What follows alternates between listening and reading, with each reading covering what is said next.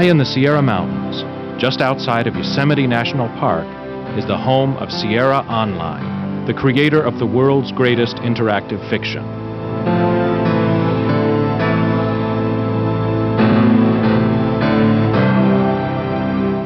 Once again, Sierra is breaking new ground with one of the most captivating, challenging, and intense interactive stories ever created.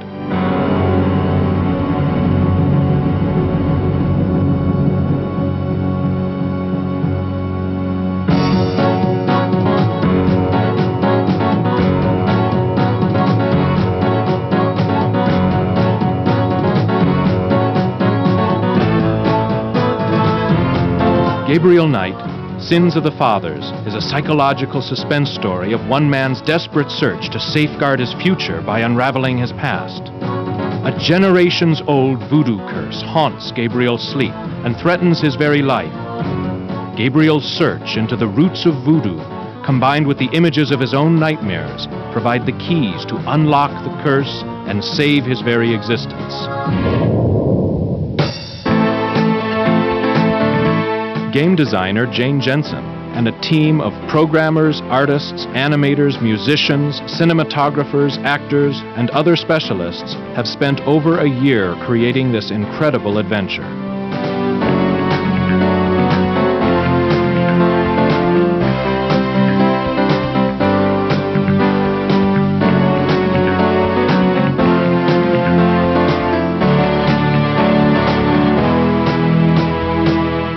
Come, join us behind the scenes for an inside look at the making of Gabriel Knight.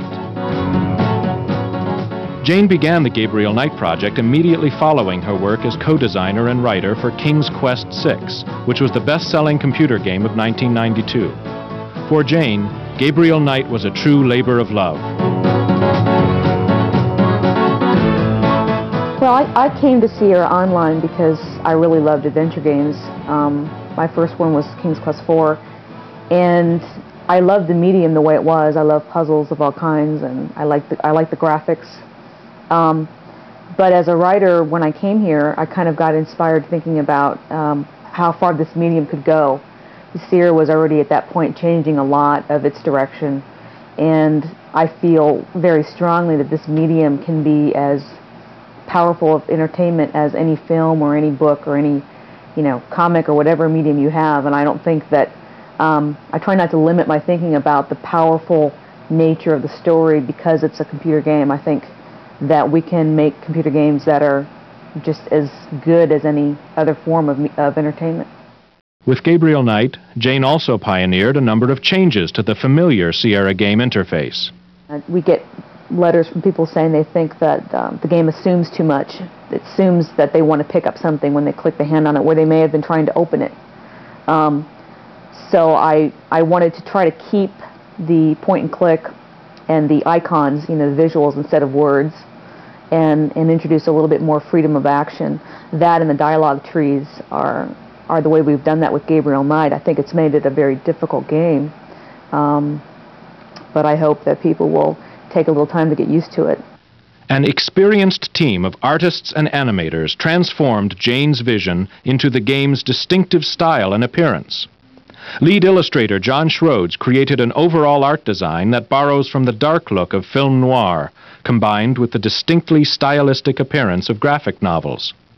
We use the graphic novel as an influence for the cut panel format to bring out climaxes in the storyline. A talented team of artists created over 80 breathtaking original background illustrations and scores of cut panel and dream sequence pictures. Like the sets of a motion picture, they create the backdrop for the incredible world of Gabriel Knight. Lead animator Michael Hutchison harnessed an arsenal of animation tools and techniques. Over 2,000 individual animations and dozens of cinematographic and cut panel sequences were created. The resulting game visuals define new standards for interactive adventures, giving Gabriel Knight the look and feel of a motion picture production. Well, one of the things that we were really excited about when we started work on Gabriel was the opportunity to really make it visually any way that we wanted to. It's the first in a series, and we weren't locked into any particular style with this game. We could We could have the cut panel sequences of stills and then animate those in comic books fashion. We could have video capture, we could have 3D studio, we could composite all of these different mediums into one, and really get some pretty exciting effects, I think. The programming team integrated the graphics, animations, cinematographic sequences, user interfaces, puzzles, dialogue, narration, sound effects, and music, creating the final game. The main challenge for us is the movie-like quality that we can attain with the CD game. Previously, we would have dialogues would always be in text, and the action would basically stop. Now we have the talking going on while the action is going on, and synchronizing those two things is a new experience for me, but it really gives the game an extra flavor. Before, we took text-based games and turned them into CD games, so we really got a text-based game on a CD. Now we have a truly CD-oriented game. The musical soundtrack has always been a distinctive element of Sierra games, and Gabriel Knight is no exception. Game producer and musician Bob Holmes composed an enthralling soundtrack of original music that sets the mood and adds depth and dimension to the world of Gabriel Knight. My background really is in film scoring, and I tend to really levitate to a lot of the old style Max Steiner kind of film scoring, in which using a theme is much more valuable than texture. One of my goals for Gabriel was to latch on to a few really strong themes and then use those in different ways.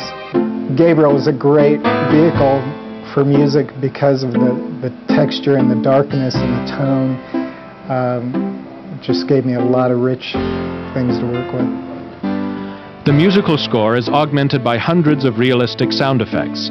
This brings a cinematic scope to the game's soundtrack and adds life, energy, and believability to the game-playing experience. I really don't want to be dead. Can we try that again? Perfect. The compelling characters that were created for Gabriel Knight took on a whole new dimension, thanks to the star-studded cast of Hollywood veteran actors enlisted by Sierra to provide their voices. About Detective Mosley. The Hollywood Reporter proclaimed that Gabriel Knight is the first time an all-Hollywood cast of name actors has been assembled for an interactive movie. Veteran Hollywood producer, director, writer, and performer Stuart M. Rosen signed on to cast and direct the voiceover actors. Rosen has directed hundreds of hours of animation voiceovers and on-camera television. He has been honored with scores of awards, including 10 Emmys. Gabriel Knight absolutely measures up and is far and above a number, in fact, I'd say most things that I've done, in many ways. You know, obviously it's a different form. It's not quote, a film, and it's not a television series or a half-hour or an hour special. So it's different. It's a different form. But I think it's outstanding. I'm very proud of it. I want everybody to see it. With nearly 7,500 lines of dialogue and narration covering all the possible paths the player could follow, this project was the equivalent of directing voiceovers for 5 full-length animated feature films. Gabriel Knight was Rosen's second collaboration with Sierra. He also directed Robbie Benson and others for the CD-ROM version of King's Quest VI. Drachen means dragons. I wonder if Mosley would know he was being insulted if I called him Drachen Breath.